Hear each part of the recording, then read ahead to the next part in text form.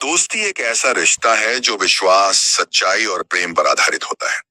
लेकिन अगर इस रिश्ते में विश्वासघात हो जाए, तो इसका असर गहरा और दर्दनाक हो सकता है। यह कहानी ऐसे ही एक धोखेबाज दोस्त की है, जिसने न केवल अपने दोस्त के भरोसे को तोड़ा, बल्कि उसकी जिंदगी में अंधेरा भी भर दिया। कहानी की शुरुआत, गांव में रहने वाले रमेश और सुरेश बचपन के घनिष्ठ मित्र थे। दोनों ने साथ साथ पढ़ाई की, खेलकूद में हिस्सा लिया और हर सुख दुख में एक दूसरे के साथ खड़े रहे। उनकी दोस्ती की मिसाल पूरा गांव दिया करता था। रमेश सीधा सादा और ईमानदार लड़का था, जबकि सुरेश थोड़ा चालाक और स्वार्थी स्वभाव का था।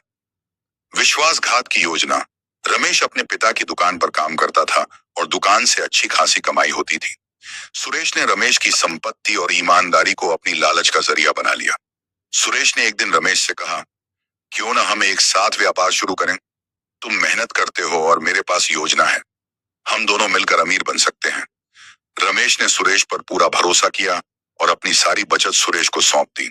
दोनों ने व्यापार शुरू किया, लेकिन सुरेश के इरादे कुछ और थे। उसने धीरे धीरे रमेश के पैसे का गलत इस्तेमाल करना शुरू कर दिया।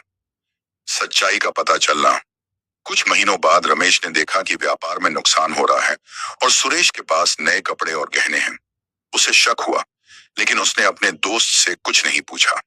एक दिन रमेश ने छुपकर सुरेश की गतिविधियों पर नजर रखी। वह यह देखकर चौंक गया कि सुरेश उसका पैसा अपने फायदे के लिए इस्तेमाल कर रहा था। टकराव और अंत, रमेश ने सुरेश से इस बारे में बात की, लेकिन सुरेश ने झूठ बोलकर अपनी सफाई देने की कोशिश की। रमेश ने सुरेश के झूठ को पकड़ लिया और गुस्से में उससे संबंध तोड़ लिया। इस घटना ने रमेश को यह सिखाया कि दोस्ती में आंख मूंद कर भरोसा करना कभी कभी भारी पड़ सकता है। सीख, इस कहानी से हमें यह सीख मिलती है कि दोस्ती एक पवित्र रिश्ता है, लेकिन हर किसी पर आंख मूंद कर भरोसा करना सही नहीं है। दोस्ती में विश्वास होना चाहिए,